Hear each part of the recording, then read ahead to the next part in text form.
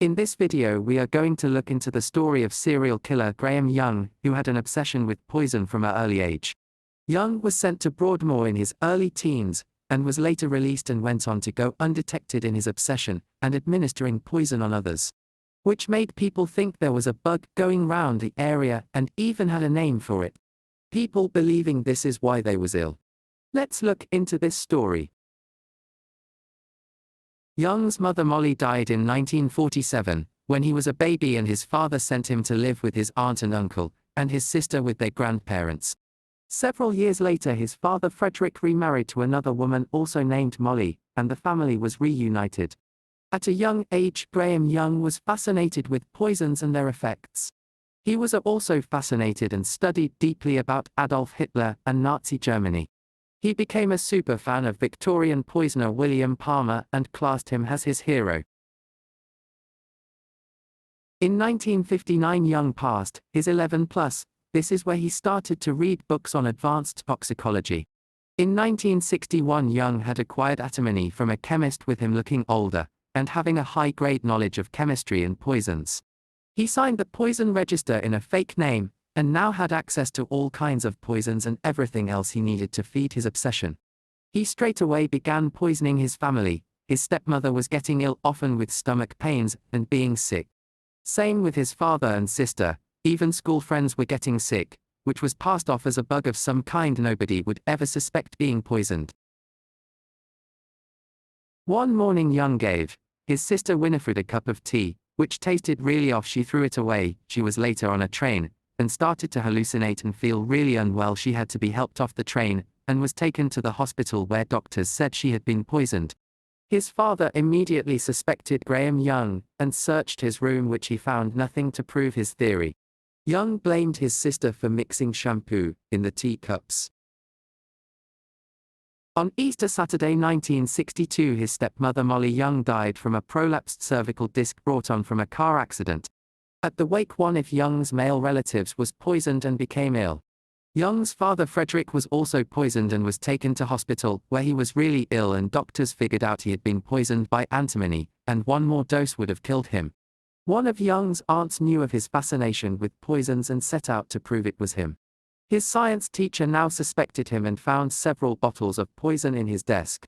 The headmaster brought in a psychiatrist posing as a careers advisor, and when he spoke to Young he got to know in detail the extensive knowledge Young had with poisons, and the police was informed. In May 1962 Young was arrested as he returned home from school. He was found with several poisons in his possession. When interviewed by the police he admitted to poisoning his father, stepmother, sister, and a school friend. A psychiatrist testified that Young had a psychopathic disorder, and it was extremely likely he would do it again, with Young even telling him he missed his poisons and the power they gave him. Young was sent to Broadmoor for 15 years, only then to be released by approval from the Home Secretary.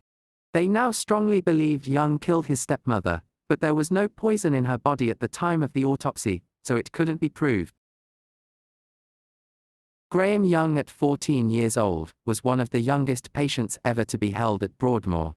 Not long after Young arrived at Broadmoor, a patient called John Briggs died of cyanide poisoning. Briggs and Young did not get on. Young would find any reason he could to have a go at Briggs, like saying he snored too loud. Young even wrote a letter to his sister and told her of his hatred for John Briggs. Young was strongly suspected by staff because he had talked extensively about how cyanide can be extracted from laurel leaves, and the grounds around Broadmoor was covered with them. This was never proven, and John Briggs' death was ruled a suicide. Graham Young first applied for release in 1965. His father and sister Winifred attended the hearing and said if he was released none of his family was willing to support him, and his father said he should never be released, and he would 100% commit his crimes again. It was now 1970 and Young had spent 8 years in Broadmoor. Doctors recommend to the Home Secretary that he be released, saying he was no longer a danger and no longer had a fascination with poisons, even though not long before this he had told a nurse at Broadmoor he was going to poison and kill a person for every year he spent there when he got out. He was released in February 1971. After telling the nurse he was going to kill again, it's obvious Young wasn't cured. In fact, he had been reading up on chemistry and toxicology from books which was in Broadmoor Library. Young was more fascinated with poisons than ever. Poisoning his whole family and keeping a chart of the outcomes wasn't enough. He had work to do and wanted to now kill people.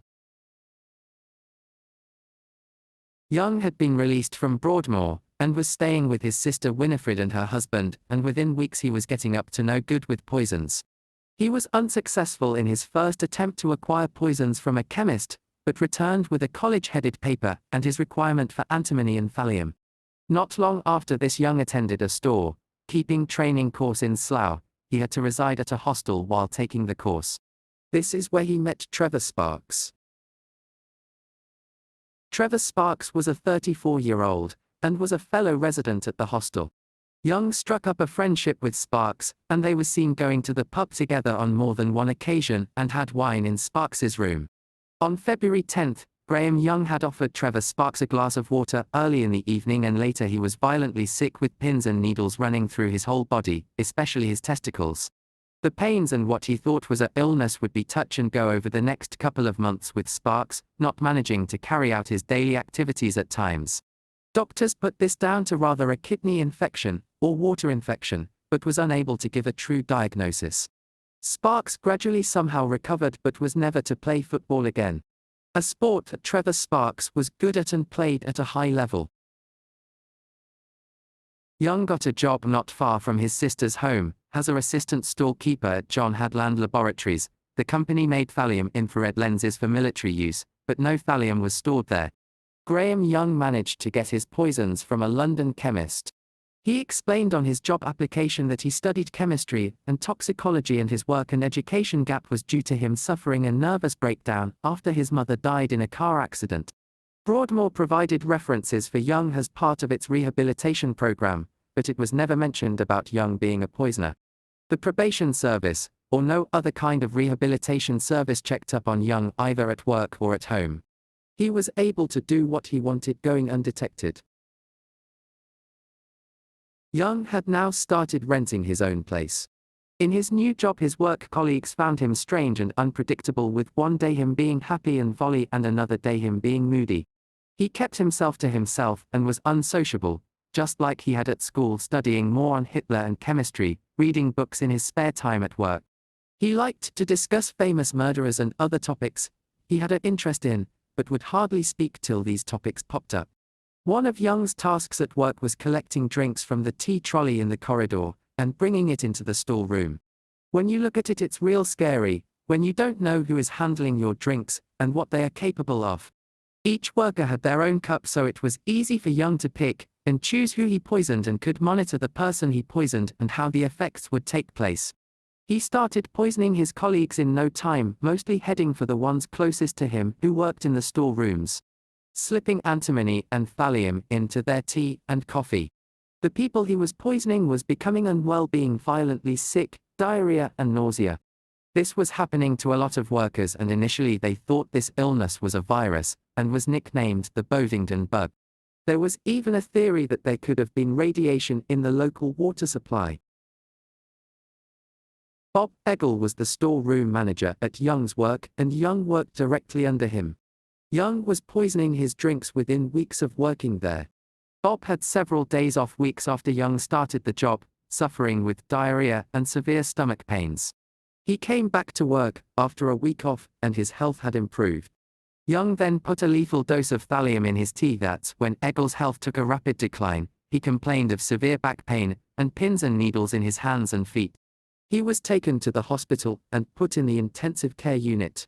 This is when Young started to show concern for Bob, constantly calling the hospital for updates. Was this to see how his poison was working, or was Young generally concerned? I think he just wanted to know about how his poisons were settling into the body and damage it was doing. Bob Ebbell died on July 7, 1971. His cause of death was noted as a rare illness called Guillain-Barré syndrome. He was 59 years old. Graham Young was invited to Bob Eggle's funeral, along with the managing director of the company. Young's boss recalled him saying that Bob come through the terrors of Dunkirk in World War II and should fall victim to some strange virus. Young carried on poisoning his co-workers, more specific the ones who had annoyed him. A woman called Diana Smart did something to annoy him one day, and Young added to his diary that she annoyed him, so he gave her something to send her packing and go home with sickness. He wrote how he only gave her something to shake her up, but wished he had given her a larger dose to make her ill for quite a few days. It was now October 1971 and Young had attempted to poison David Tilson's tea, but he disguised the thallium taste with too much sugar, and Tilson only drank a sip. A week later Young gave him a second dose. Tilson was taken to the hospital in a bad way. He had breathing difficulties, numb legs and chest pains.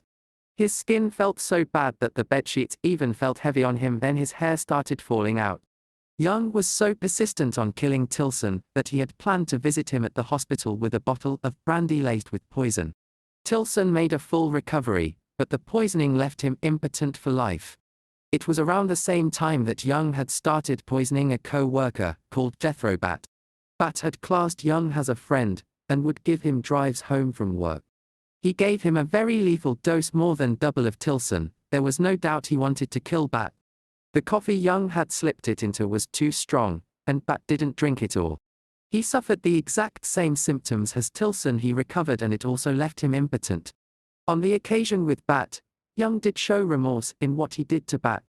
He wrote in his diary that he felt ashamed what he did to Bat and for harming him. Now Young's bosses became extremely concerned about all the sickness and launched an investigation. A number of the people working with Young started to suspect him, and why he was never ill. Diana Smart suspected he might be a carrier of a virus of some sort. Then it started to come out about Graham Young's unhealthy interests in poisons. The company's doctor had ruled out metal poisoning, which Young made an argument in saying the victims all displayed symptoms of metal poisoning. The company's doctor, Ian Anderson, was intrigued by Young and his knowledge of medicine. He met up with Young and chatted and quizzed him further. He got to know how much Young knew about toxicology and poisoning, which was to a heavy degree. He informed the company's owner and the police was informed. Young was charged with a number of crimes. 2 counts of murder, 2 counts of attempted murder, and other crimes to do with administering poisons. He pleaded not guilty, and it was very difficult to get a lawyer to represent him, and the case had to be postponed on several occasions. The trial was held at St. Albans Crown Court on the 19th of June 1972, and the jury was not allowed to know about Young's past crimes of him poisoning his family, and being not long released from Broadmoor. Young had earlier confessed to police but retracted his statement, saying he only confessed so he could get some rest, and the police to leave him alone. The prosecution called 75 witnesses against Young, and Young didn't have a single one except himself. Young's diary was present and brought up in court, and he said it was a fantasy, a fictional novel. Fred Briggs' organs showed he had samples of thallium in his liver and other vital organs, and also his bones. Bob Eggle, whose ashes had not yet been scattered and was used for testing, and thallium was found in the remains. It was the first time ever cremated ashes had been used for a murder trial. On the 29th of June 1972, Graham Young was found guilty of the murders of Bob Eggle and Fred Briggs. The attempted murders of Jethro Bat and Ronald Hewitt. He was also found guilty of administering poisons to injure Diana Smart and Ron Hewitt. He was acquitted on all other cases. It only took the jury 1 hour and 38 minutes to reach a verdict. Young's legal team requested that he be sent to a conventional prison rather than Broadmoor, and it was accepted. Graham Young was sentenced to life in prison, and it was to be served in HMP Park Lane, later Ashworth Hospital, which had housed prisoners like Ian Brady, who was a prisoner there for 30 years and died there. Which Young befriended Brady while he was there. Brady's book in 2001, The Gates of Janus, mentions Young, and how he was completely asexual, and talk of sexual nature made him find the topic distasteful and he was uninterested. Brady also said he found it very hard to empathize with Young.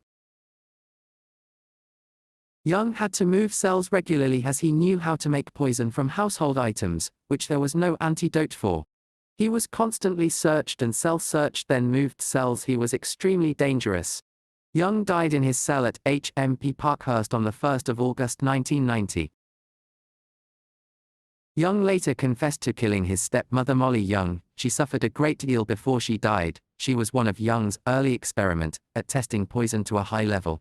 Young was a very clever man even from being a young boy. His knowledge of chemistry and toxicology was phenomenal, and he could have made something of his life, but Young decided to go the other way.